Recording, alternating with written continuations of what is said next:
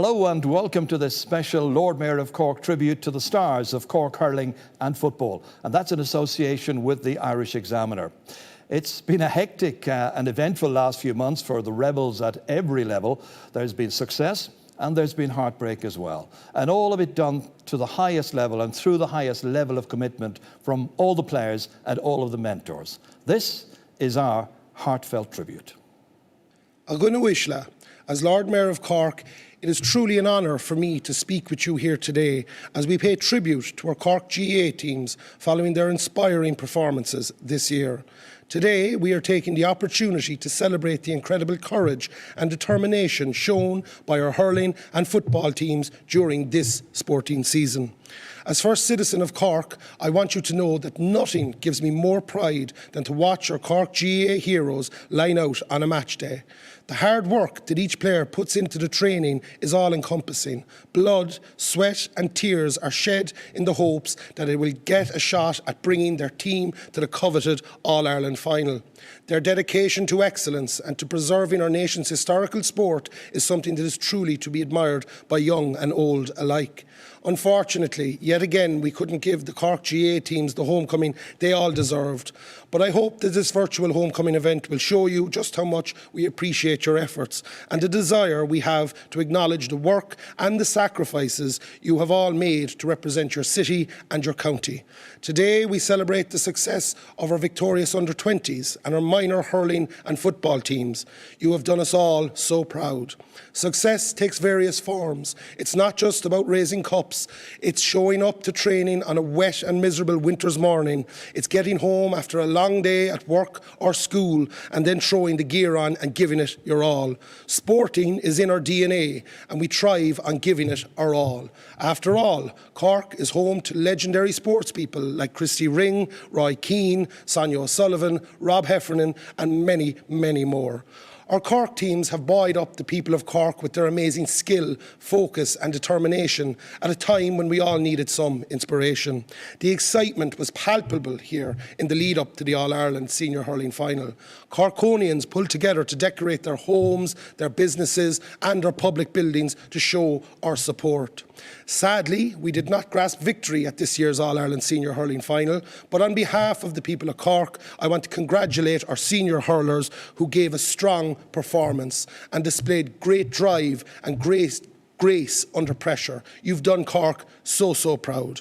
I want to take this opportunity to congratulate our Cork teams for their magnificent achievements. I congratulate all of your trainers, selectors and anyone who had anything to do in your team's preparations. We are so proud of you. Remember, it is easy to celebrate the victories, but it takes true courage to shoulder the losses, and that is what makes us Cork. It's our ska lakela amaran naghina. Many thanks, Lord Mayor, and Councillor Colm Kelleher, the Lord Mayor, has joined us here. You were mentioning the pride that the players have given us all, but it's the sense of enjoyment that I think Corkonians have had over the last 2 or 3 months. Turn on the television, wherever you go, it's red and white, and it's like festive time. Something that we have been missing here in Leeside for a long time, to be quite honest with you. In the middle of a pandemic. In the middle of a pandemic, yes. I suppose the lead up to all the All-Ireland finals, you know, there was the drive for the treble. Now, unfortunately, it didn't work out at senior level, but I've no doubt that those lads will be back. They're a team in transition. They're a young team. But I suppose the spirit of community and sense of Corkonian pride that they instilled on the people of Cork, city and county, in the lead up to the match was palpable. It was great to see the red and white flying all over the city and the county, and it was 13 years since we won an All-Ireland. It was 2013 since we were in an All-Ireland final, so it was a long time coming, and I've no doubt that they'll be back again. You know, the players that you are paying tribute to today, they come from clubs all over the county, north, south, east and west. And during the lockdowns, their clubs did enormous work on behalf of their communities. The GAA itself has played a huge role to lift everybody's spirits. 100%. Like at the outset of the pandemic, the GAA clubs all over the city and county and all over the country stepped up to the plate. They were delivering messages for people, for vulnerable people, people in isolation. That sense of community spirit that the GAA instills at both at club and county level is something very unique in Ireland.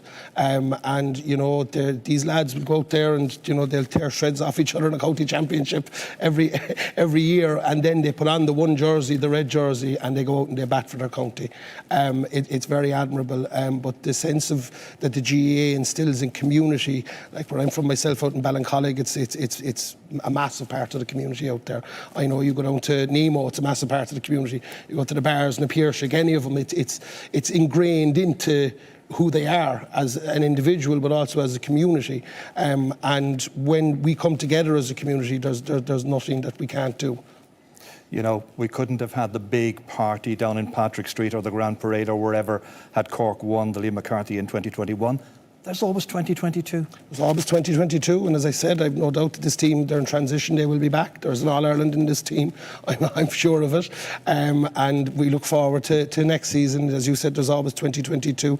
Unfortunately, the tradition here in Cork would have been win, lose or draw. The senior hurling team or football team, whichever came, would get a reception, a traditional homecoming. We're in a pandemic, unfortunately, that's not possible, but I've no doubt that when historians look back in 100 years' time and they say, how was a homecoming celebrated during a pandemic, at least we did mark it, win, lose or draw. Lord Mayor, thank you very much indeed. Thank you very much. Thank you very much indeed, Lord Mayor. Time we heard now from Michael Sheehan. He's the Chief Financial Officer with the Irish Examiner. And after that, we'll be hearing from the Chairman of the Cork County Board, and that is Mark Sheehan. As a lifelong GAA fanatic, a player with glamour to Navan, as well as a keen supporter of all things Cork, it is not every day you get an opportunity like this, where 2, 3 All-Ireland titles are brought back to Leeside in the space of a few weeks.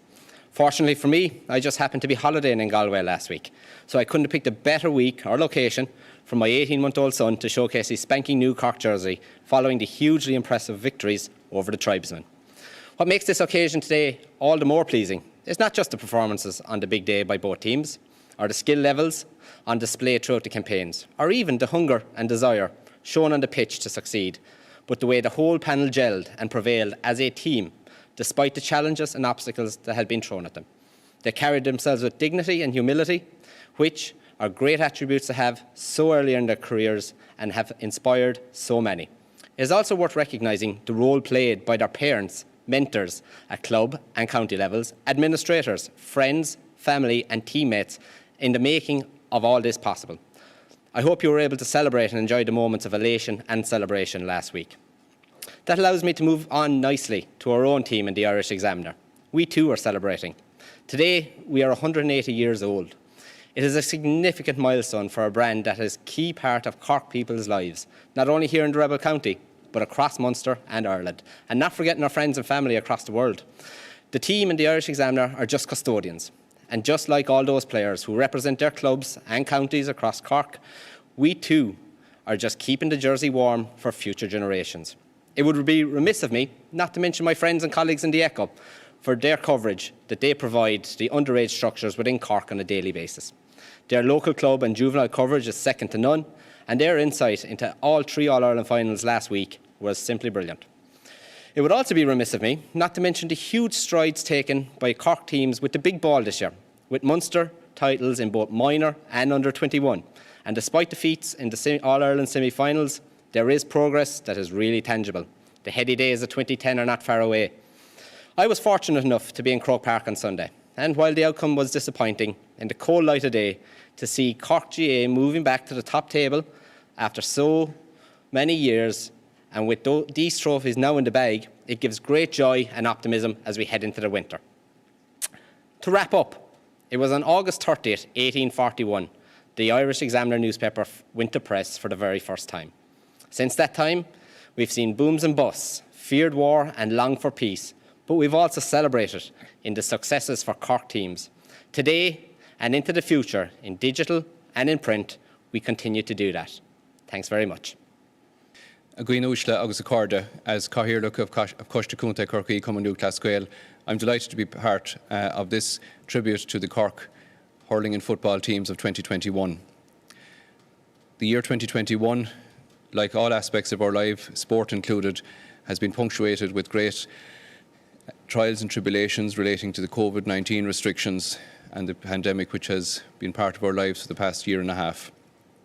Sport is a huge part of the lives of every person in Cork, particularly our young hurlers and footballers, camogie players and ladies footballers. The success of the Cork teams over the past few months has been quite remarkable. We have attained victory in all the Munster Championships at underage level, under 17 and under 20 in both hurling and football in 2021. Due to the COVID restrictions, the 2020 under 20 All-Ireland final was not played until mid-summer, when Cork recorded first victory in the All-Ireland series, winning over Dublin in Nolan Park. We've had tremendous success at the under 20 grade again in 2021 in capturing the All-Ireland title in great style, and also capturing the Munster title in hurling at under 17 and following through winning against Galway and bridging a 20-year gap in winning the minor title. In football, we had tremendous success at under 17, defeating our rivals Kerry in the semi-final and winning the Munster Championship, and also at under 20 level, building on a great team from the year 2019, which won all ahead of it, as it were, Munster and All-Ireland. We won the Munster title at under 20 and were defeated by a gallant Offaly side who won out the championship. And also our minors had a great performance against a very strong Tyrone team last Saturday. So all of that bodes very well for Cork underage hurling and football teams.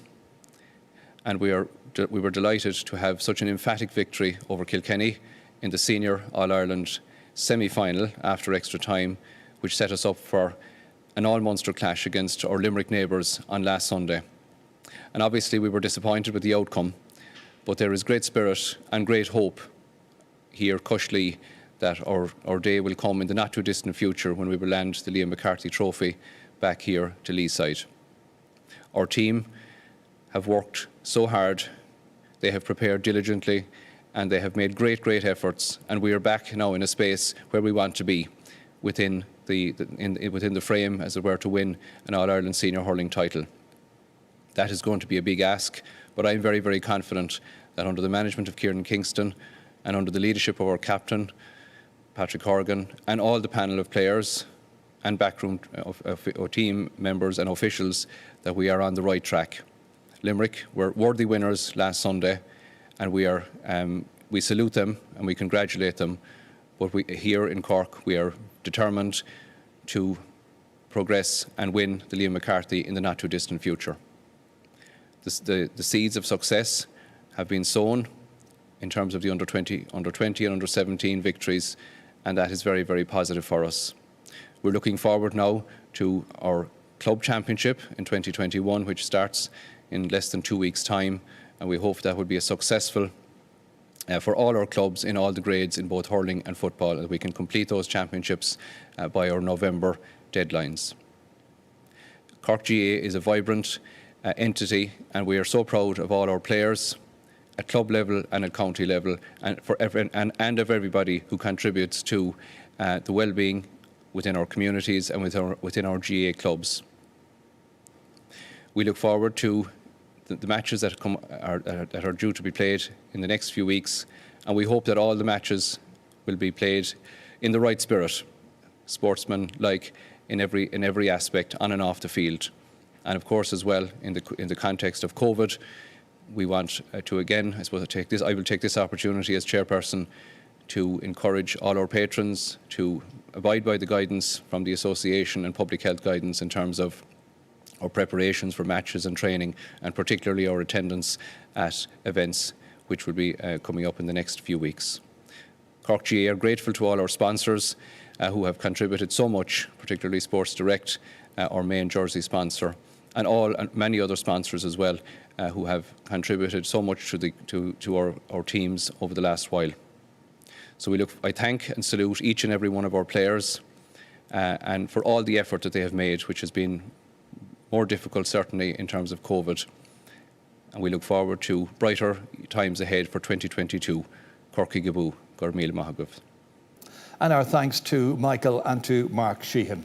Right, let's turn now to the CEO of Cumulú Clas Gaeilge Gorky, and that is Kevin O'Donovan. Kevin, it's been a very, very busy few weeks for you.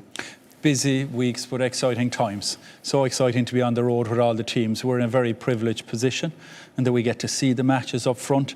And I think the highlight really has been the return of spectators and seeing the people who've bred and grew these players in their clubs, seeing them performing to their best in a red jersey. I've seen so many different clubs represented in all of the underage teams, in particular the under-19s or the minors and the under-20s. It's phenomenal, really. The selectors have done clearly a great job spreading their wings. Yeah, and it shows the work that they do in terms of finding those players and how much time it takes as well. A lot of those selection teams are in place for a while now. It takes a while to get to grips with the county, but we feel that that's the missing link with Cork County. I hear people saying this area must be strong or that area must be strong. The beauty of Cork is the size and that there's hurling and football played in nearly every corner of it. So I think that's when we'll start winning in Croke Park again, is when we really harness that.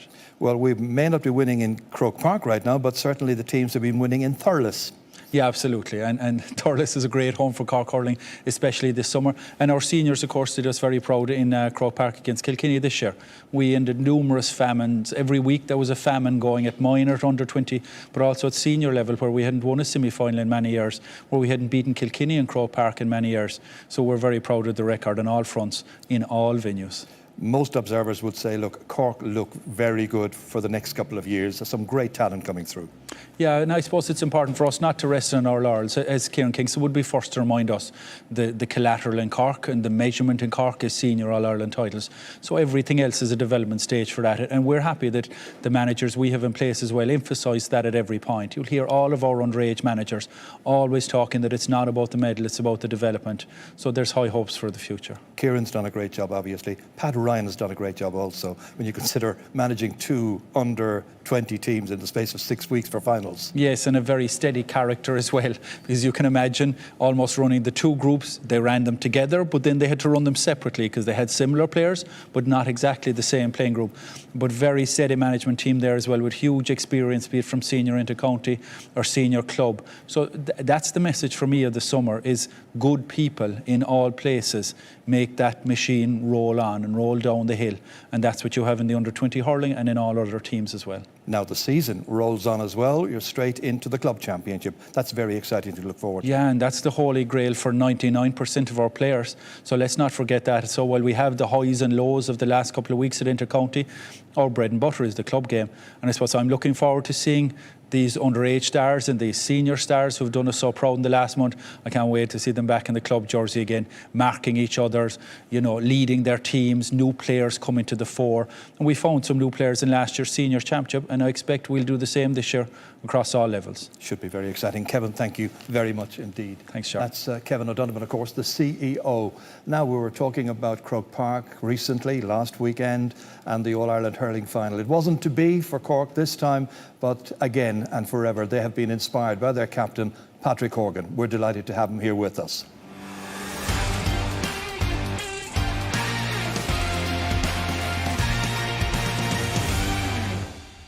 Patrick, very good of you to join us here. A week on, what are your thoughts? How are you feeling? Yeah, I suppose it still kind of hurts a bit that we didn't really show up on the day, but then again, that's just the way it is, and we just have to get going again and see can we get better next time. Can you take a lot from the fact that you reached a final, first time in 8 years, and you played some great stuff along the way? Yeah, I hear that a lot, but I think anyone that gets to a final, you're there to win it, and unfortunately I wasn't to be, but Limerick were unreal on the day, obviously, and I suppose, look, it's something for us just to, when we go back next year, our aim will be one step forward than we went this year, I suppose.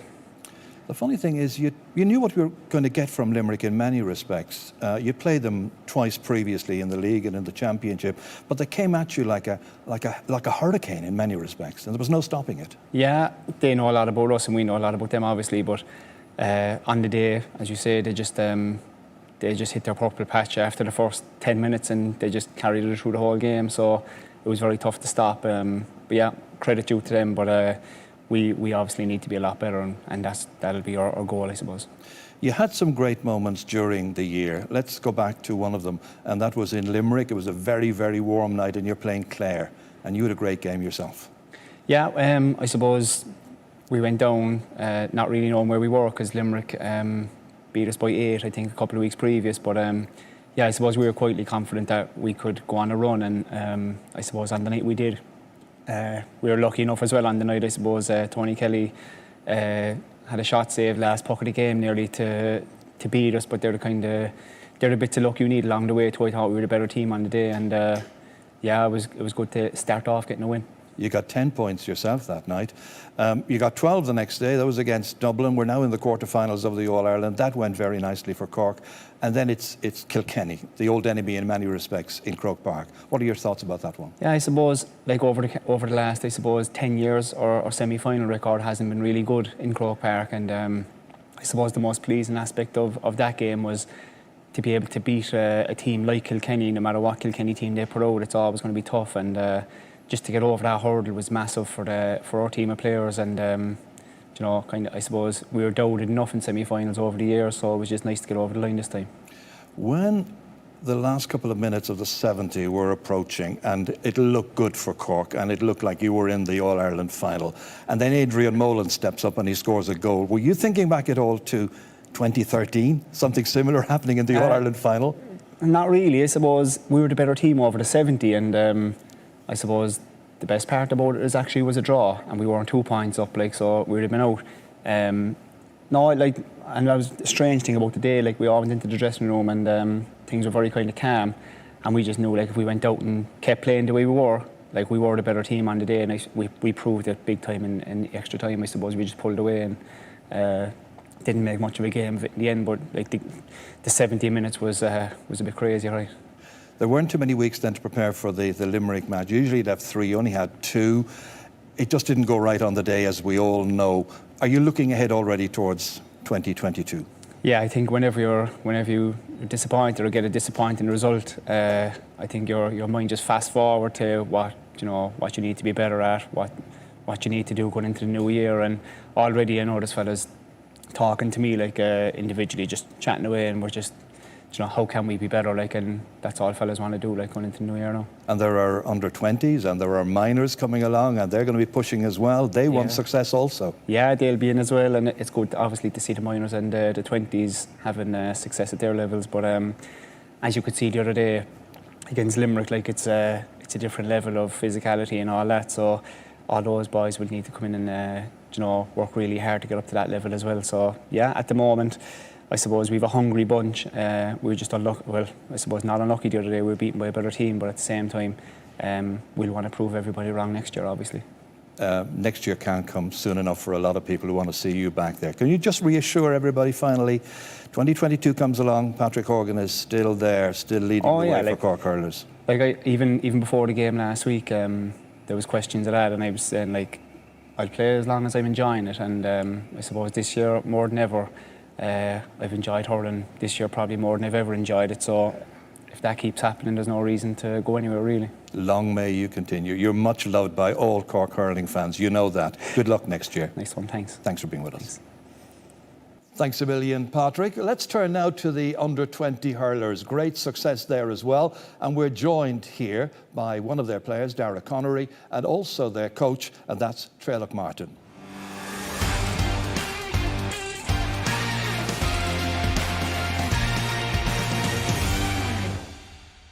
Trelloch, you were on the management team with both of these squads, and the finals this year were within about, 6 weeks of one another. How did you manage that? Yeah, there was a big overlap in terms of management was the same, and players was a big overlap. I think we had 16 on both panels, but we had a busy few weeks, I suppose, towards the end of the 2020, coming up to the final against Dublin, and starting then against, I think it was 10 days later, we played Tipperary in the first round in Munster. So there was kind of 3 or 4 weeks where it was pretty much training every night of the week, and you had two groups on the go. But I suppose momentum kind of keeps it going, and you had big games to look forward to. So like, it was a nice time to be involved. How did you know whether you were coming or going? That was the thing. You'd arrive at training some nights and you kind of have a look in the dressing room and see kind of who do we have tonight. And so like we went after winning on the Saturday against Dublin and Kilkenny. the Monday after that we were out in CIT with the new gang, and some of the lads were there and some were gone, so you were kind of waiting for some of the lads who you've been training for the last 18 months beforehand, that they were no longer there, but there was new guys there, so it was a funny kind of experience, but it, obviously it worked out well in the end. Dara, pre-pandemic, going back to say January 2020, you're looking ahead to the under-20 season, you're called into the senior team as well, senior squad as well, and everything's looking great. But then the pandemic hits and all the rest of it, and you must have thought to yourself, is this ever going to be played? Yeah, I suppose we won the under-20 Munster on the 23rd December, which is strange anyway, and then we were thinking it would be, was it three or 4 weeks later we'd play the All-Ireland final, but which wasn't the case. So I think Pat said to us, look lad, just go in and train with the seniors for the moment and come back as best shape as you could. But it was strange, like you're training, you're running in January, trying to get yourself to the pitch, the game again. And I think we started in October 2019, and January 2020 we still hadn't played the All-Ireland final, so it was a bit strange, all right, but to be fair to Pat and the lads, they organised it well, they planned it well, and we timed it right. But I think it was myself and a few of the lads went running, but we didn't know when we were going to get the game played, so it was kind of strange to keep the motivation going for training, At one stage, I gather, you were about 54 days between matches, and then between the very start and the All-Ireland final, in your case against Dublin, 199 days elapsed. It was strange, yeah. It was strange times. We did, to be honest, at the start, March before that, we didn't think that we were ever going to get the under-20 played at all. So, look, we would have taken 365 days between us once we knew that we were going to get played. But the thing is, we didn't know if it was going to get played or not, so it was, we were thankful that we did get it played. Yeah, we had a number of kind of false starts with that. We were looking at, we thought, first of all, it was going to be January, then we thought it was March, and then it's kind of going. So it was very difficult on the lads, but, in fairness, like any time, I think we over the whole period, we had 3 lockdowns that they were involved in, and every time they came back in better condition than they went out in, and they worked away themselves, and that's a difficult thing to do when you're on your own and things, but it all paid off for them in the end. Trelloc, just to set the scene here for people, the previous 2 winners of the under-20 were Tipperary and Tipperary. Yeah. They did the double over Cork, in fact, under-21 and under-20. Yeah. And you've got to go back a long time for Cork's last win at under-21 level. So this was a major achievement. It was, and sometimes I think when you're in the middle of it, you might not realise how big an achievement it was. And there's a lot of players there, in the photo behind me that have now got 2 All-Ireland under-20 medals, and you're going back to 97 and 98 for players in Cork to have that, and they're all the big names that went on. The Rock was there. Exactly, and Logan all went on and won 2 senior medals or 3 senior medals, a lot of them. And so I think it's probably mightn't realise until maybe a few years down the line how big an achievement it was for those players and for everyone involved in that. You beat Limerick in the semi, and then Tipperary, as you mentioned, 23rd of December. It was strange. Normally, the years previous, we were going out to Munster final in our shorts and a t-shirt, and we strolled down the Park Equive with a big huge coat on. So it was it was a bit strange, but it was kind of an airy kind of a feeling. All right, it was an empty Park Equive. But you got the all-important goal though, and it was Jack Cahalane. To be fair to Jack, he got the all-important goal. Like whoever got the first goal that day was probably going to win the game. It was that kind of type of a game. And to be fair, all our games with Tip the last few years, they've been decided by a goal. In 2018, we lost by last-minute goal. 2019, in the final, Munster final, we lost by last-minute goal, and thankfully we got the goal this day. But no, it was a strange feeling, all right. But sure, look, there was 30 lads there who didn't care what time of the year was played. And once I tell you what, it was the perfect Christmas present, wasn't it? It was, yeah. 2 days later, we celebrated Christmas, and we celebrated right, all right. And then you had to wait until July to play an All-Ireland final, and it was Dublin. Yeah. We played Dublin under 17 in Croke Park for, there was an inaugural tournament for a crowd who missed out in their minor year, and look, we knew that they were going to be a ferocious team. They'd beaten the fancied Galway side in the Leinster final, and they've had good victories up to then, so look, we weren't a bit surprised by Dublin at all. We knew that they were going to be, they're a big strong team, and we knew that they were going to be a very good side, and thankfully we beat them on the day. And you made a bit of history, bridging a long gap since 1998. Trailock, then there were several players involved in both squads, at least half a dozen, which was great. Yeah, it was that kind of, the new team, the 2021 team, had very little preparation time together. But you were kind of piggybacking on the success of the 2020 team and the work that was done. And the new guys then just bought in and kind of continued on. And, it kind of continued on fairly seamlessly, really. So, like saying earlier, we were the Monday night after the Saturday All-Ireland, we were training, we played practice match on the Tuesday, and then the following Tuesday we were playing Tipperary in Thurles, so you're straight into it.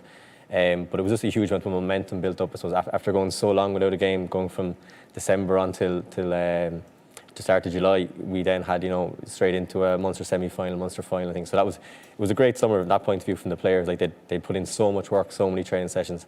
And during the summer itself, everything was tapered back. There wasn't the space to do that in between. So the hard work was done already. So it was kind of, from the players' point of view, I think it was a very enjoyable summer. You were going from big game to big game, which was nice.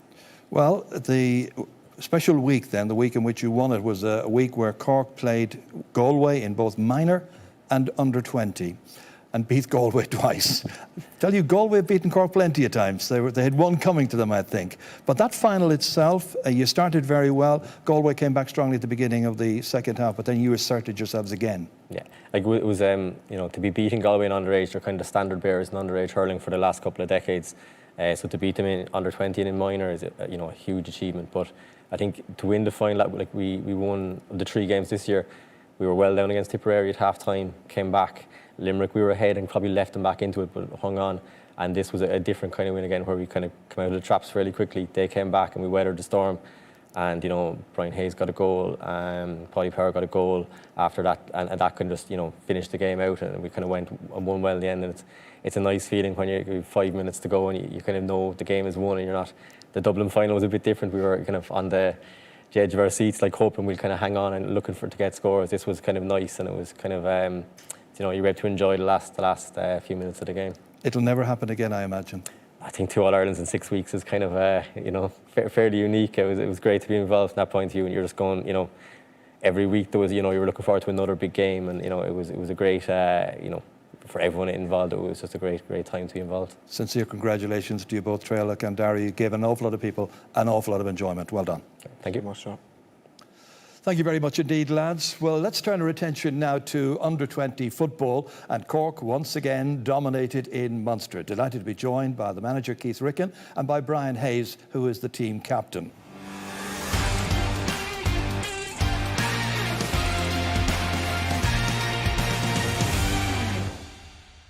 Keith, Munster champions again. That's twice in 3 years, not half bad.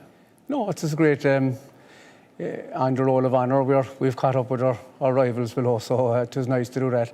And any year that you go out and take a trophy, it's always a good year, really, from a Cork point of view. And the fact that we've done it, on our home patch as well, that I think over time, every building, it's the stone that holds the memories. And when you walk in like that, in 20 or 30 years' time, that memories will be still held within there of the lads' victories, the minors and the 20s victories in the Munster. So I think that will be nice there. I think that will be something to look back and feel. And we had a good win over Tipperary in Semple Stadium, which is a good ground for us as well, for Cork people. So yeah, every year is a good year like that. You have a trophy at the end of it, and it's good for the confidence of the young lads coming through, and it's good for their, it's good for the young lads looking up as well to see where they're going.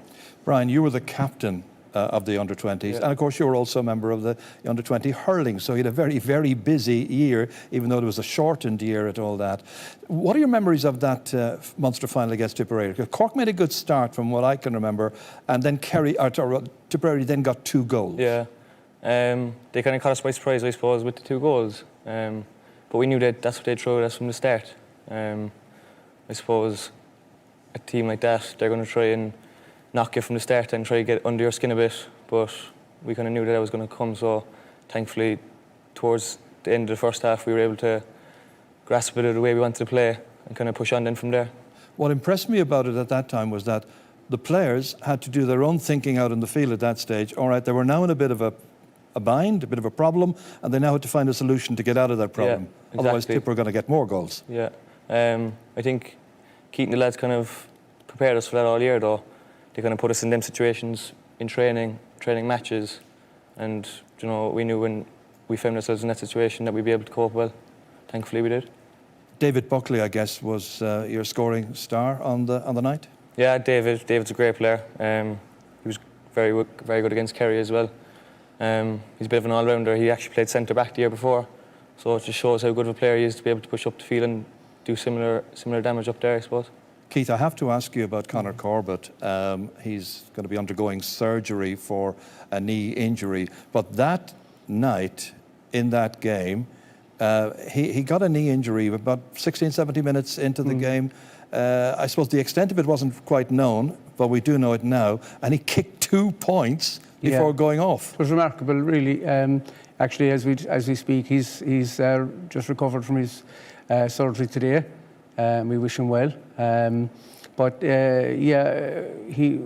our physio and the doctor went out to him, there's a certain test you can do for, and his legs are so strong and that his physique is so well done, like he passed the actual crucial test, we say, for it.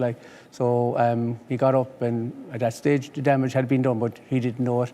And it's remarkable that he played on and up to half time and kicked 2 very good points, and they were important points at the time as well. And one off his left, I think, if I remember, and one off his right, which was probably even more remarkable because he had to put his weight on the injured leg. And at half time we could see this. It was a lot of swelling up then, and we kind of were concerned at that stage, and we took him off. But he went in and got an MRI the following day, and I suppose they could see then that the meniscus and the cruciate. So he had a minor surgery a few days later to allow him to have the larger surgery today. But it was a remarkable feat, Sure. We wish him the best. He had scored 2 goals and 4 points in the previous game against Kerry. Yeah, he's a good. I think his transition year last year, when he would have come out of having won an All-Ireland minor, it takes him a while to kind of get their ground and get their bearings. I thought he made it physically and I suppose emotionally, mentally, like he made an awful lot of ground. He went to UCD, or DCU rather, for his first year and went up. And although a lot of their education was in line, he went in for the experience. And I think it really stood to him, and he's really matured. And you could see that in his contributions to us and the way he trained and the way he played. And I think he's a very good footballer. I think he's one for the future, no doubt. Absolutely. Brian, let's talk about that Kerry match. It was touch and go towards the very end. Kieran O'Sullivan was the one who got the old telling point. Yeah. But it could have gone either way. Yeah, definitely could have gone either way. I remember a few months back, Keith referred to it as a bit of a house party towards the end. I suppose when we got that lead in the start of the second half, we knew we had to kind of close it out. But I think we would have given a lot of people a bit of a fright that night. But thankfully towards the end we got the extra point and held on towards the end. It was great to beat them by just a point, I suppose. Not alone was it a good victory, but your interview afterwards, Keith, I think got an awful lot of kudos. You were very gracious because you do realise Kerry could have stolen it. Oh, absolutely. But I genuinely feel and believe that we need to go through life gracious anyway, because we have to be grateful for everything that we've had. I think of Kieran O'Connor in the last couple of years there, and he was. Like last week, I was coaching him down the header. I was helping him when he was with CIT. It was only like last week, and he has passed on. And so you have to really enjoy the moment, and you have to kind of be grateful for everything that you have. And we tried to pass that on to the lads. I think one of the things about the Kerry match, particularly, was what Brian probably understated there, was that his own leadership on the game. When that game went into the melting pot, it was quite difficult because. The crowd were up. We had 3 injuries at the exact same time as the penalty and the subsequent double yellow card and off. So, and you had no mere fairness, so you couldn't run or roll in the instructions. And because all the activity was on the second part of the field, and we were confined to this part of the field, and we couldn't go down, it was really mayhem in relation to information getting out onto the field and how do we get this information out. And so, yeah, it was like a bit of a house party where the lads were in charge and they had a kind of a 7-point lead, and all of a sudden everything was unfolding. But looking back, it was lovely to see the young lads taking leadership and ownership of it, and particularly Brian at that particular moment, and that he caught a fantastic ball among 3 of them for the last kick out. Laid off a good ball, and Kieran obviously subsequently scored, and something that we had worked on during the week, about that fist point over the bar. So it was just lovely to see the little moments, I suppose, when you're involved in sport. Quite often what you work on in the field doesn't happen like on the pitch itself, in the real affairs. It's lovely to see it, that they can you could see the thought process happen. And I suppose you're always gracious after stuff like that, because you feel that, God, you have a value, and that your input has been accepted by the people that you're coaching. And I always think, as a coach and as a person, that's lovely to see. And I suppose, and there was also an opportunity after the game, I suppose, to get across the message to an awful lot of our people who follow the games and follow sport in general, that about the values that sport has, and about the opportunities it allows for younger people like Brian and stuff like that. So, yeah, it was lovely to see the response from that afterwards. Yeah. How important was sport for you, Brian, during the last 2 years amid the pandemic? Because you were on both teams, under-20s, hurling and football. Massive, to be honest. It gave me my routine, even though, we had college online, obviously.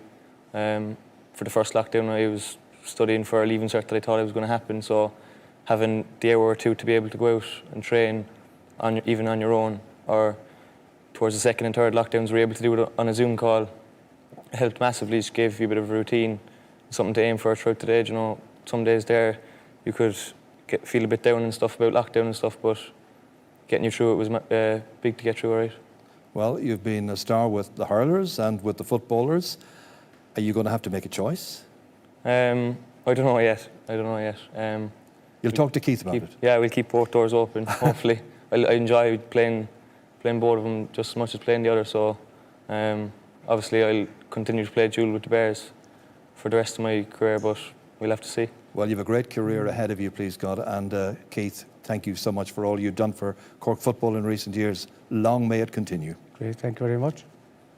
And our thanks to Keith and to Brian there. Well, some more champions now coming our way, because, of course, for the minor hurlers, it was another glorious year for Cork after a long, long gap. Delighted to have with us the manager, Noel Furlong, and the joint captains of the team, James Dwyer and Ben O'Connor.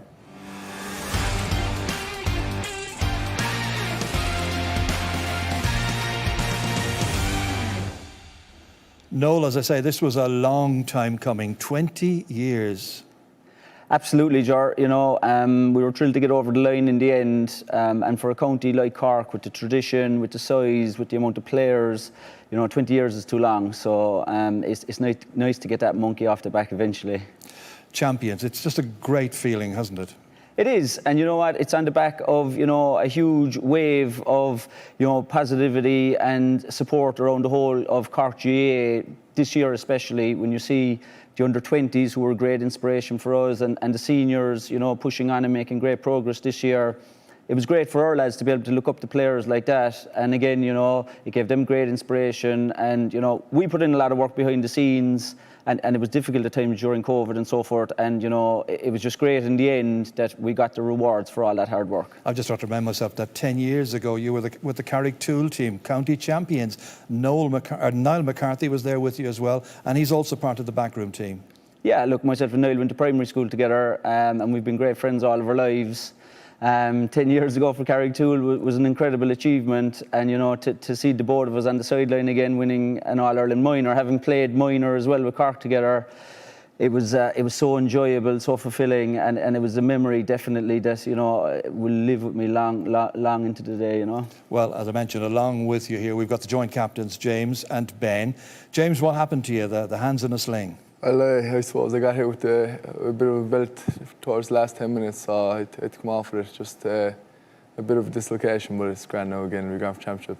And you'll be ready, will you, for the next match? Yeah, ready for the Glen now in a few weeks. When we saw you coming in here, we're saying to ourselves, minors, you're 17 years of age. What height are you? I'm 6'3" now, but yeah. 6'3"? Yeah. Couple of dinners a day, I'd say. Yeah, eating everything around us, really. Ben, what about you? What height are you? 6'2", yeah. Gosh, it must be one of the tallest hurling teams that I've seen for some time. Huge lads. What about the campaign itself? Were you guys part of the Tony Forrestal winning 3 years ago, was it? Yeah, we both Yeah, we were. were, yeah. Yeah. In fact, you scored Ben, you scored a goal in the final of that, didn't you? Yeah, I did. Was most of the lads together from that stage? Yeah, most of us were there since the very start of it all. Did you realise, James, that you were part of a very, very talented group? I suppose, winning Tony Forrestal is a huge thing. We didn't really appreciate it as much as time compared to the last few Cork teams that have gone through those kind of ranks. So we realised we had a special group, like a very good togetherness between the teams. So we were delighted from the very start. Yeah, the Tony Forrestal is a very good indicator, Noel, I think. It's under 14 for anybody who doesn't know these things. And your side was very, very successful. Now, getting into this year's championship, you put up some really big scores.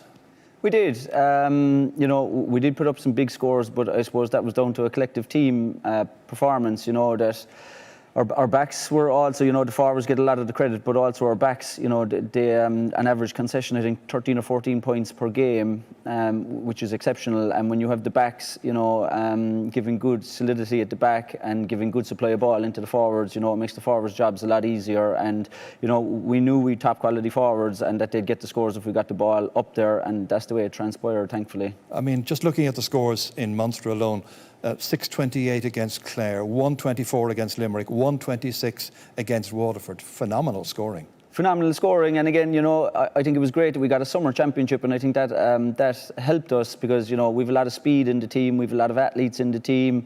We like to play really fast hurling, and we got to play all of our games in Thurles as well. And if there's any field that you want to go play high level hurling in, it's Thurles. And I think everything suited the way that we played, and luckily it transpired and the results as well. From the Munster campaign, James, what's the standout memory for you? Which of the games stood out, do you think? Well, I suppose the Limerick game, really all the talk was about Limerick. They're a superb team and they're probably our toughest team that we played against the whole way up. After the Clare game, it was a huge thing that everyone didn't get so kind of caught up in the whole commotion and the talk, and everyone was nailed down to the ground going to the Limerick game with the head screwed on. That was a huge step forward, Ben, that particular match. And then you're in against Waterford in the Munster final. Yeah. What are your thoughts on that one? Waterford were very good. They brought a different side to Limerick. Limerick were a bit bigger, Waterford were a bit faster. We just stuck to our game plan. We didn't change anything for Waterford. We just stuck to what we'd done. And you got to know Thurles fairly well this year, that's for sure. A nice pitch to play on? Yeah, very nice. What about the final then? The big match against Galway? Yeah, sure, we played against Galway in the under-15 All-Ireland final, and to be honest, it was us and them, people were talking about it all the way up. And we just, since minor, we kicked on. We got lucky that we were with each other since the start of the year. They came back a bit later, but I don't think it would have really mattered with the work we put in all year. Started the second half there, James, and Cork are doing well. Galway are now putting on a bit of a spurt. Were you concerned at that stage? Well, we always knew that Galway were going to have a bit of a purple patch, and we were ready for it. And we were just trying to minimise the damage they do in that purple patch.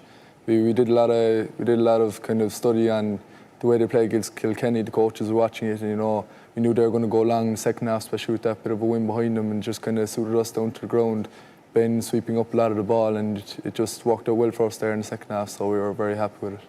Yeah, that particular, say, first 5, 6, 7 minutes of the second half, Noel, Galway looked like they were going to respond, and then your guys had an even better response.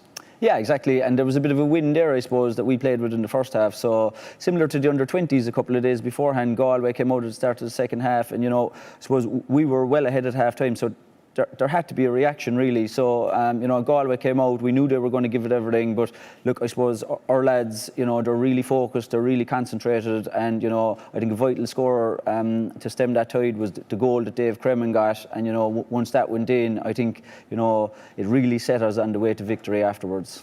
It's 20 years, as we were saying, since Tomás O'Leary lifted, I think it's called the Irish Press Cup. And now people in Cork are now saying, OK, we're utterly disappointed as a result of losing the All-Ireland Senior Final, but there's this wonderful new crop of players coming along. Yeah, and you know, it's a really positive time for Cork GAA at the moment. And you're looking at especially the under-20s, you know, you look back and you say the last, you know, successful Cork team at senior level, that was built through successes at minor and under-20. And, you know, we're all hoping that, you know, this is going to be the template and this is going to be something which is going to follow on in those footsteps. And, you know, I know from working with a lot of the players in the system that, you know, the quality coming through is as good as anything that's out there. So, you know, it is a period of transition coming up in their lives. But, you know, certainly you'd have to be happy as a Cork person at the moment looking at it, saying that the future is very, very bright.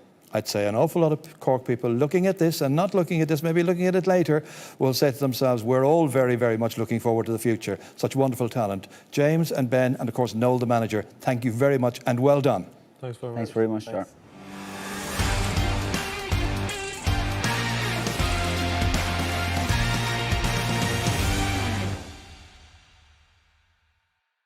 So it's Munster Minor Football Champions we're talking about now. I've got the manager here, who's Michael O'Brien, and Hugh O'Connor, who is the joint captain. Michael, how does that sound?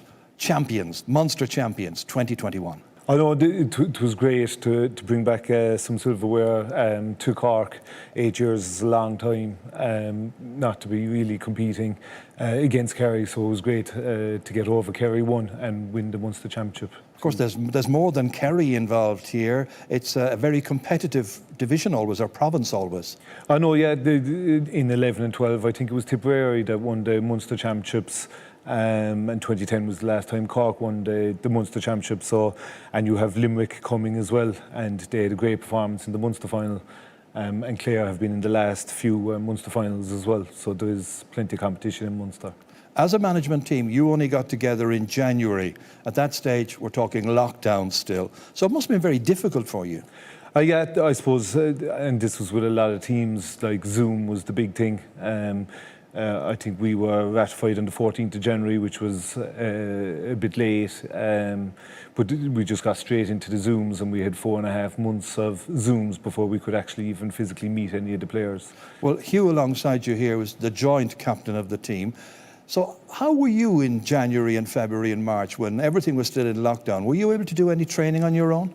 Yeah, there was maybe 1 or 2 people training at the pitch at a time and just running and keeping everything social distant really at that time. It must have been very difficult. You're still waiting for the day when it's actually going to begin for you. And that didn't really happen until May, I guess. Yeah, everything was up in smoke at that time. We didn't have any dates, or we didn't know when we'd be allowed to go back training together. So yeah, it was very difficult. You had a great management team involved, not just the man alongside you here, but Donnacha O'Connor, a great Cork star, was one of the selectors as well. Yeah, well, Donnacha was a great man to have in the team. He won an All-Ireland 2010, so I think the boys had a lot of respect for him and they looked up to him a lot, really. Yeah. Well, Michael, you got going eventually, and your opening match was against Waterford. That was a fairly straightforward victory for Cork. After that, you're talking about Kerry. How did you approach that one? Well, we had a process, we had a game plan, and we were just focusing on ourselves, really, and just trying to get our game plan in operation. And in the first 30 minutes, it worked a treat. Obviously, we had a 6-point lead going in at half-time, and we knew Kerry would come back, Kerry being Kerry, and they came back and they brought us back to within a point. So the last few minutes was helter-skelter and kind of survival, and we got over the line, thank God. They'd been champions for the previous 8 years, which is quite a record, no matter how you look at it. Do Cork have a thing about Kerry? Is there a block there somewhere? No, I just think Kerry, over those periods, you look at, the Kerry senior team, and you look at the likes of Sean O'Shea and David Clifford. In that year, they had some exceptional talent that has come through to senior level. So they just had some exceptional teams over that period.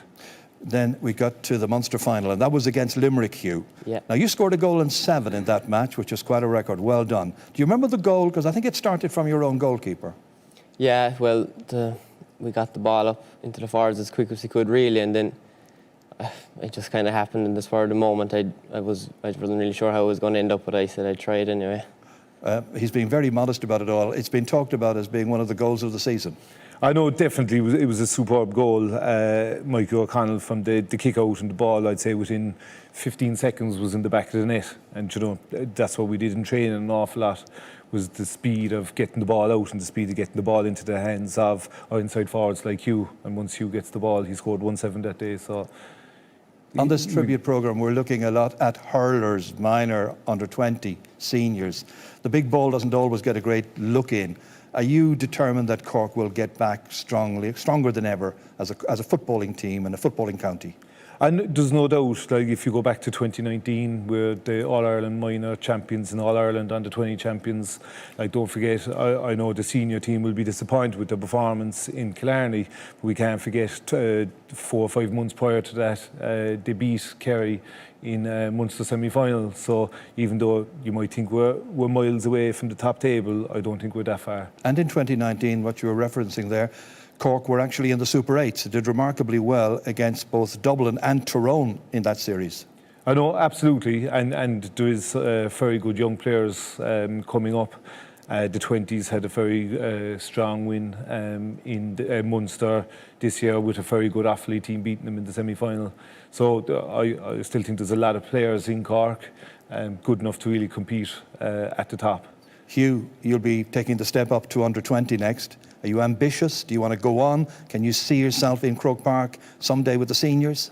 Well, yeah, that's the goal anyway, hopefully. But yeah, we'll just take it a year at a time. And the next step now is we've won a Munster, so hopefully we can get an All-Ireland next. Hugh and Michael, thank you very much. Well done. Congratulations. Great achievement this year. Thanks, Ger. Cheers. And the best of luck to our great minor footballers. We're looking forward to seeing them in the next couple of years become even greater senior footballers. Right, it's time for us to take our leave. Thank you very much indeed for watching and sharing with us in this tribute to some great Cork teams that have performed so brilliantly in recent weeks and months. And what better way to say our farewell than with the Pucker Bulla himself. Yes, the Banks and Sean O'Shea. How oft do my thoughts in their fancy take flight to the home of my childhood away, to the days when each patriot's vision seemed bright, ere I dreamed that those joys would decay, when my heart was as light as the wild winds that blow down the Mardyke through each elm tree, where we sported and played 'neath the green leafy shades on the banks of my own lovely Lee, where we sported and played 'neath the green leafy shades on the banks of my own lovely Lee. And then in the springtime of laughter and love, will I ever forget the sweet hours with the friends of my youth, as we rambled along 'mongst your green mossy banks and wild flowers. And then when the evening sun, sinking to rest, shed its golden light over the scene, the maid with her lover, the wild daisies pressed on the banks of my own lovely Lee. The maid with her lover, the wild daisies pressed on the banks of my own lovely Lee.